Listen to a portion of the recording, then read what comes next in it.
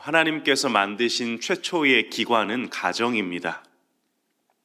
이 교회도 사실 믿는 가정들의 모임이기 때문에 하나님께서 이 땅 가운데에 인정하시는 기관은 이 가정과 교회 두 가지이거든요. 하나님은 이 모든 가정이 행복하기를 원하십니다. 완벽한 사람이 없는 것처럼 완벽한 가정도 없겠지만, 그럼에도 이 가정이라는 훈련터 속에 서로 다듬어지고 예수닮게 빚어져 가기를, 그래서 어제보다 오늘 더 천국을 담아내는 그런 가정들이 되기를 우리 하나님 바라십니다. 가장 가까이 있는데도 어쩌면 또 가장 소홀해지기 쉬운 게 가족인 것 같습니다. 이번 5월에는 가정의 날이죠. 가장 가까이에 있는 가족들에게 좀 표현해 보시기를 바랍니다. 사랑한다고, 고맙다고, 혹은 미안하다고, 그 사랑의 마음들을 좀 표현하실 수 있는 5월이 되면 좋겠습니다. 그때 우리 가정의 주인 되신 하나님도 기뻐하시리라 믿습니다. 가정의 달을 맞아서 오늘은 부모와 자녀의 관계에 대해서 한번 성경을 보면서 살펴보기를 원하는데요.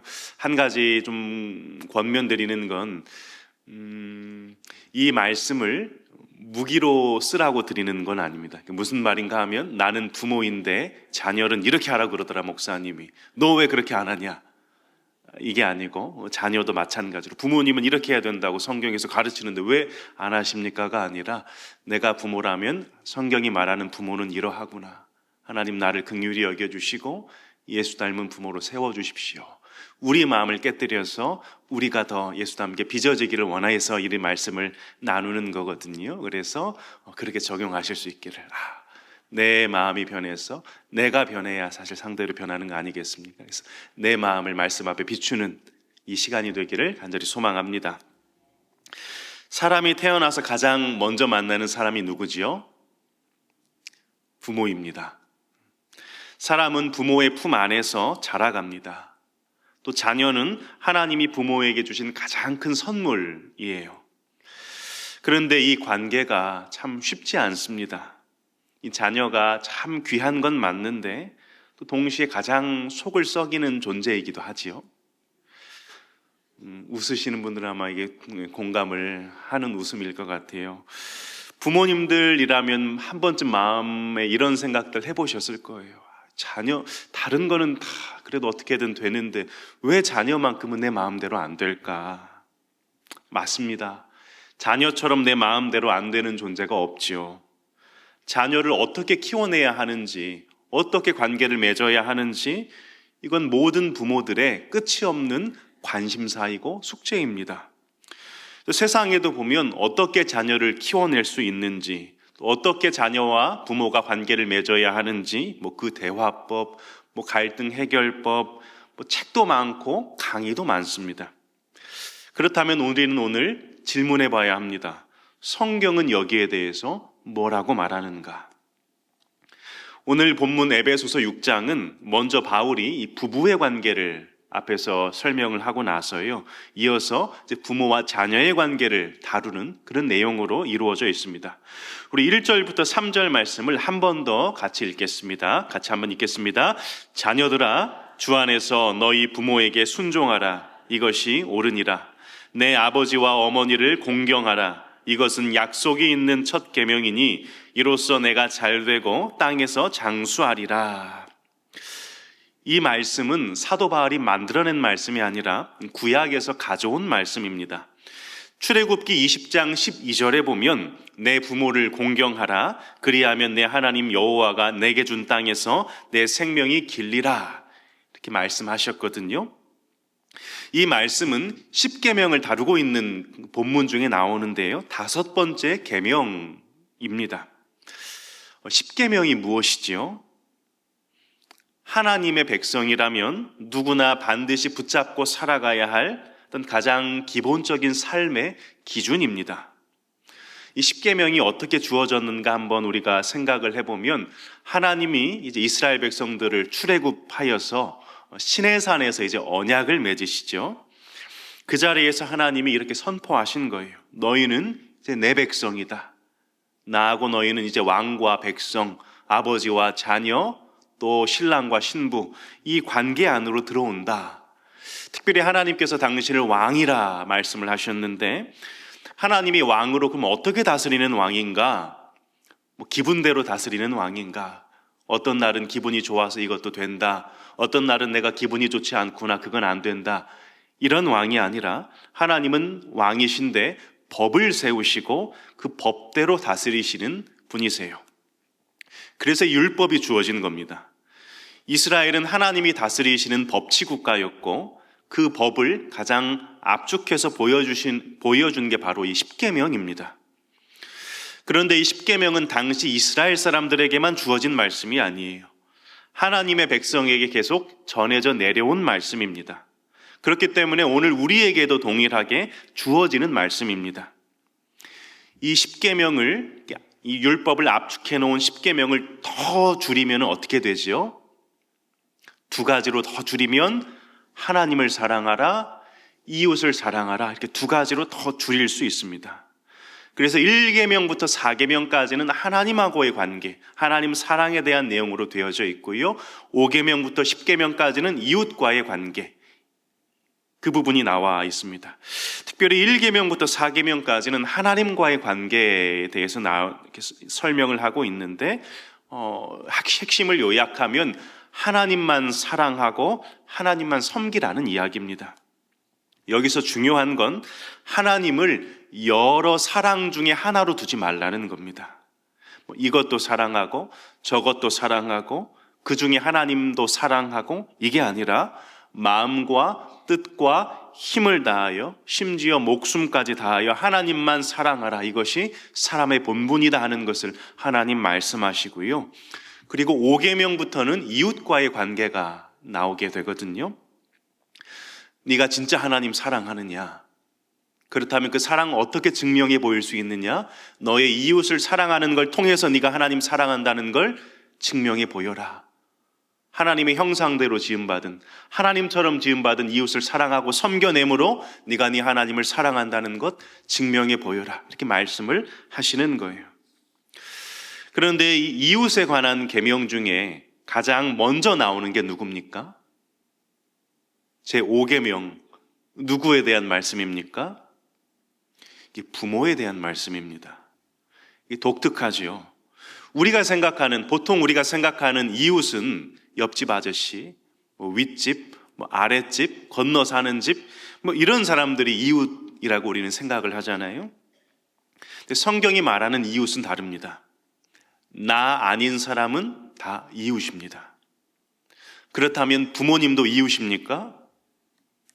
맞습니다. 이웃입니다.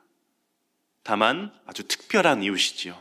나를 낳아주시고 길러주신 아주 가장 가까운 이웃입니다.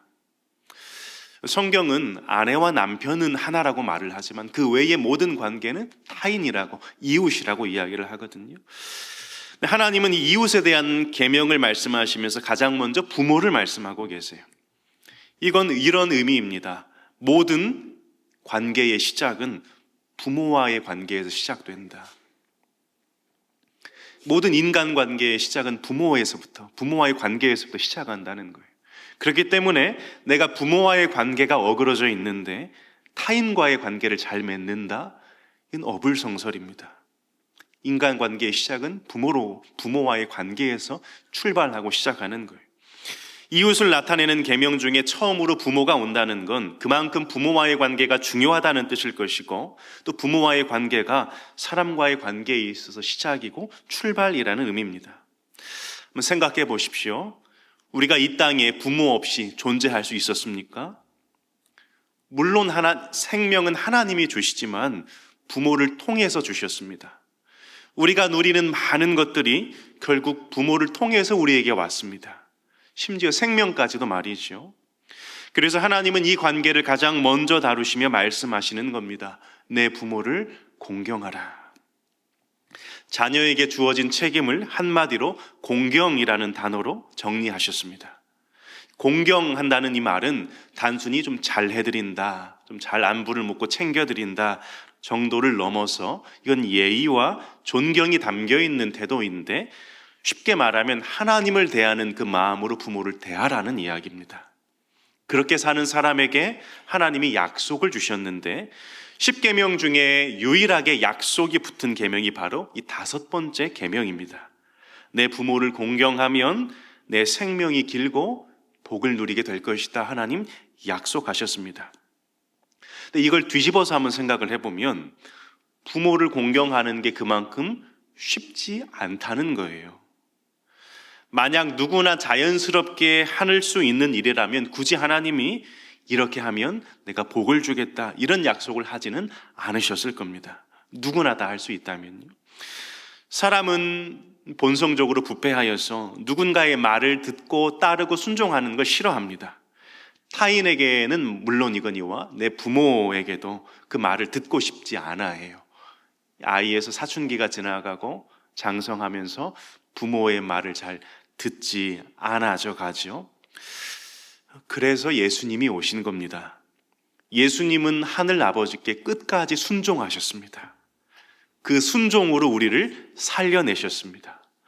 예수님으로 말미암아 우리는 이제 억지로가 아니라 은혜로 순종할 수 있는 사람이 되어진 거예요. 우리가 순종하는 이유는 우리가 잘나서가 아니라 이미 은혜를 받았기 때문입니다. 사랑하는 여러분, 하나님은 우리에게 멀리 있는 걸 요구하지 않으십니다. 가장 가까운 자리, 가장 기본적인 관계에서부터 순종하라고 말씀하십니다. 부모를 공경하는 삶, 그 자리에서부터 하나님이 약속하신 복을 실제로 우리 삶 속에서 경험하게 될 줄 믿습니다. 그렇다면 한번 부모의 역할을 살펴보겠습니다. 구약 성경은 부모에게 끊임없이 이렇게 이야기합니다. 부모들아, 너희 자녀에게 부지런히 가르치라. 앉아 있을 때든지 서 있을 때든지 길을 갈 때든지 누워 있을 때든지 언제나 하나님의 말씀을 가르치라고 구약 성경은 부모에게 권하거든요. 왜 이렇게 강조할까요? 시대적인 이유도 있습니다. 옛날에는 지금처럼 인쇄술이 발달하지 않았기 때문에 책이 없었습니다. 성경을 토라를 개인이 가지고 있는 건 어려운 일이었습니다. 그래서 대부분의 가르침은 부모의 말을 통해서 자녀에게 전해졌습니다. 하나님의 말씀도 그렇게 전해지는 거예요. 부모의 입을 통해서 자녀에게 흘러갔습니다. 그래서 하나님은 분명하게 말씀하세요. 네가 직접 가르쳐라. 부모의 역할은 말씀을 전하는 겁니다. 교회 학교가 지금은 굉장히 탄탄하고 시스템이 잘 갖춰져 있지만 이 들어온 게 그렇게 역사가 길지 않거든요. 이 미국 교회에서 들어온 지 100년, 200년 길지 않았습니다. 유럽 교회 같은 경우는 그렇게 교회 학교가 잘 되어 있지는 않거든요. 그래서 그럼에도 그들의 신앙이 탄탄해요. 단단하고요. 왜 그럴까? 이런 것들을 고민하고 또 한 결과를 보면 결국 가정 신앙 교육입니다. 이 가정에서 하이델베르크 교리문답 여러 가지 문답들을 가지고 부모가 직접 가르치는 거예요. 그래서 이들이 교회 학교가 없지만 탄탄하게 세워졌더라는 겁니다. 교회 학교를 저도 이제 사역을 해보고 하다 보면 많은 요즘의 부모님들이 교회 학교에 아이를 맡기는 것으로 내 역할이 끝났다라고 생각하는 경우들이 많아요. 그냥 데려다 주고 데리고 오면 알아서 책임지겠거니 그러다가 큰 코 다칩니다. 왜냐하면 아이의 일주일을 다 맡겨놓으면 상관이 없는데 아이들이 교회 학교에 와서 기껏 오래 있어야 2시간, 제자 훈련하는 친구는 한 3시간 정도 있고 나머지는 집에서 보내는 거거든요. 그렇기 때문에 결국은 부모가 평생 교사입니다. 교회학교 교사들은 어쩔 수 없이 일시적인 교사예요. 1년 담임, 2년 담임, 그 부서에 있을 동안 책임져 주지만 평생 자녀의 신앙교육은 부모가 책임져야 하거든요. 그렇다면 자녀의 역할은 무엇일까요? 부모가 가르치고 말씀을 전하고 끊임없이 주님을 알리는 역할이라면 자녀의 역할은 순종입니다.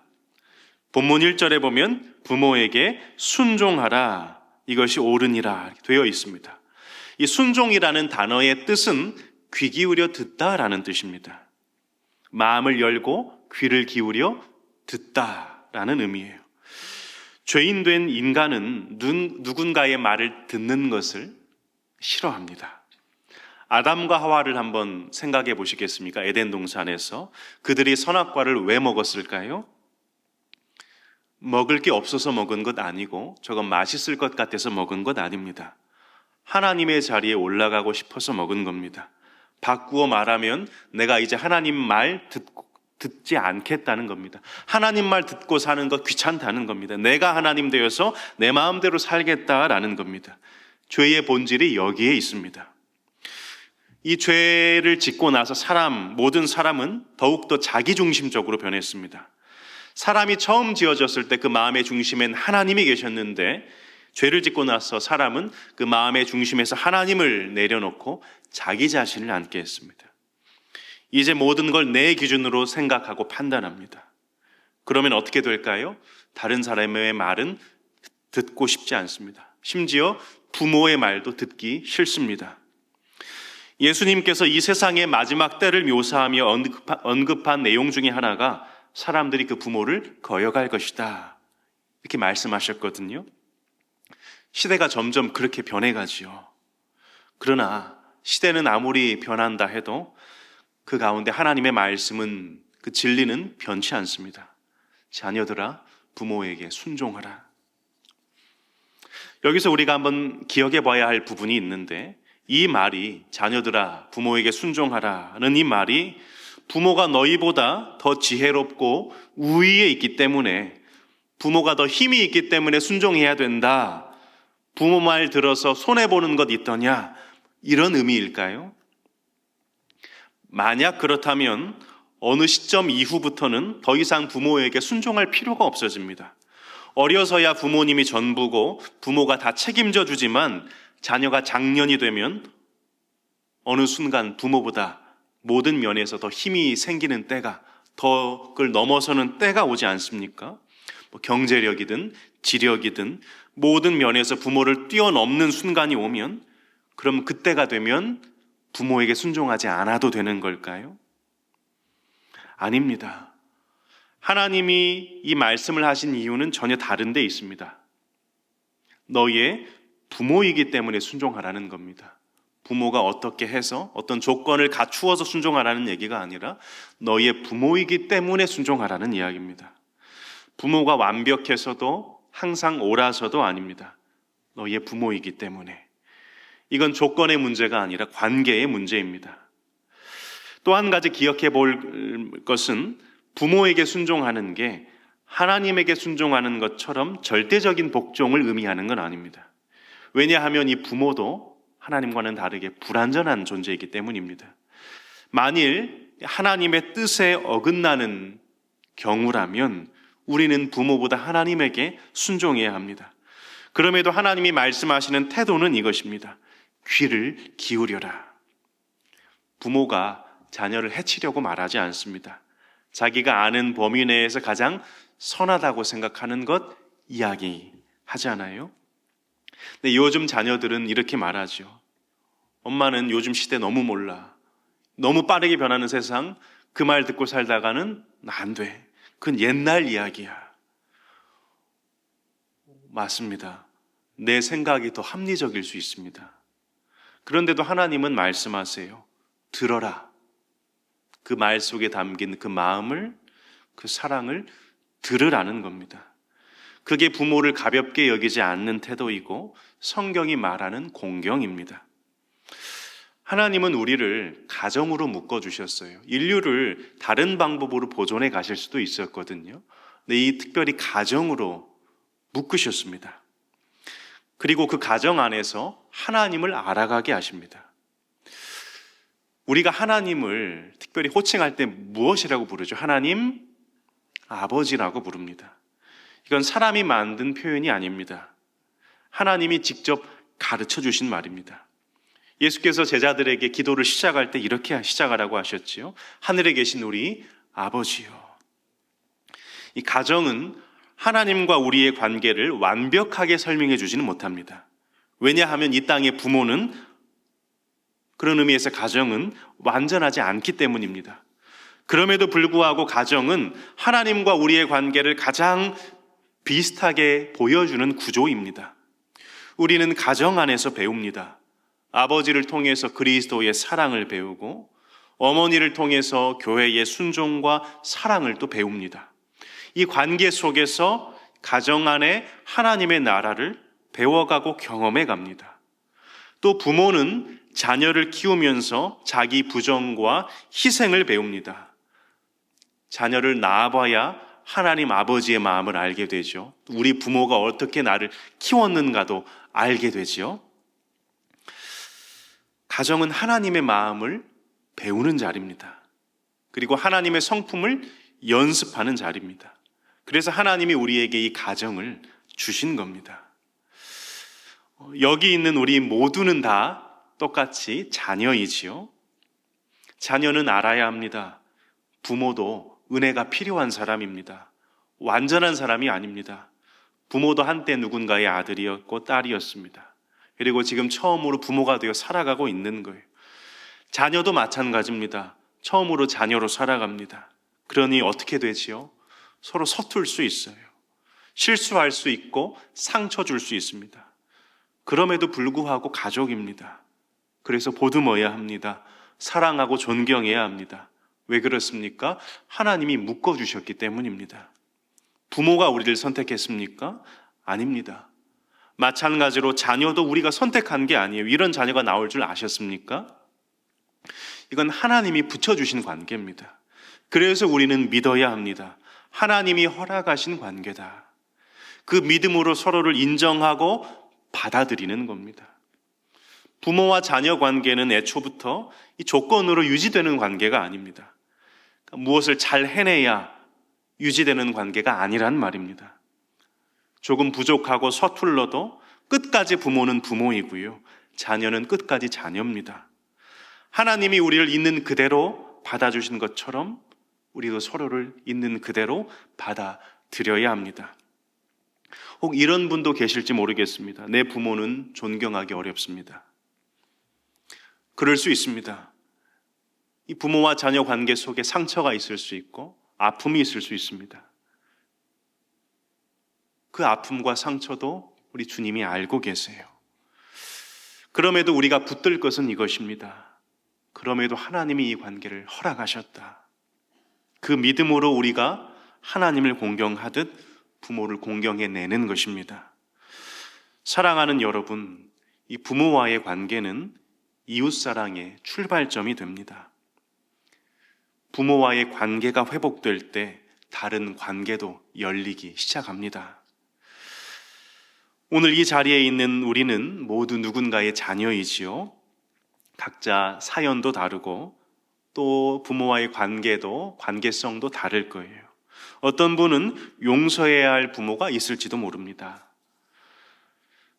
그럼에도 불구하고 이 하나님의 말씀 앞에 서서 그럼에도 불구하고 부모를 사랑하고 공경해내므로 하나님이 약속하신 그 복을 삶 가운데 누리시기를 축복합니다. 말씀을 듣는 데서 끝나지 않고 말씀을 살아내는 우리 모든 복된 자녀들 되시기를 주님의 이름으로 축복합니다. 오늘 말씀은 자녀에게만 주신 말씀은 아니고요. 부모에게도 분명히 말씀하시거든요. 4절의 말씀 한 번 더 같이 읽어보겠습니다. 한번 같이 읽겠습니다. 또 아비들아 너희 자녀를 노엽게 하지 말고 오직 주의 교훈과 훈계로 양육하라. 여기서 자녀를 노엽게 하지 말라는 건 필요한 것 다 해주고 원하는 것 다 사주라는 뜻이 아닙니다. 자녀가 부모를 기쁨으로 자발적으로 존중하고 순종하고 사랑할 수 있도록 도와주라는 뜻입니다. 부모에 대한 자녀의 그 신뢰와 존경이 깨지지 않게 하라는 이야기입니다. 지나친 통제와 징계, 반대로 지나친 무관심은 자녀를 노엽게 합니다. 부모도 완전하지 않습니다. 그래서 잘못했다면 인정할 수 있어야 합니다.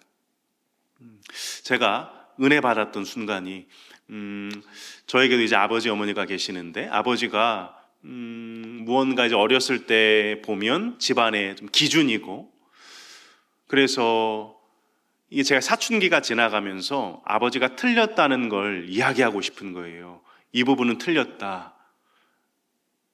그래서 아버지의 그런 틀린 부분들을 잘 찾아가지고 조목조목 이야기하기 시작했습니다. 그런데 아버지가 나도 연약한 사람이다. 나도 기도가 필요하다. 라고 말씀하셨을 때 굉장히 은혜 받았습니다. 아, 그렇지. 아버지도 한 사람이구나. 내가 기도해 드려야 되겠구나 하는 마음을 갖게 됐거든요. 아빠도 틀릴 수 있다. 엄마도 연약한 한 사람이다. 그리고 나도 너의 기도가 필요하다. 이런 고백이 있을 때 또 가정 안에 또 은혜가 또 회복이 일어날 줄 믿습니다. 그래서 하나님 분명하게 이어서 말씀하시는데 오직 주의 교훈과 훈계로 양육하라 말씀하세요.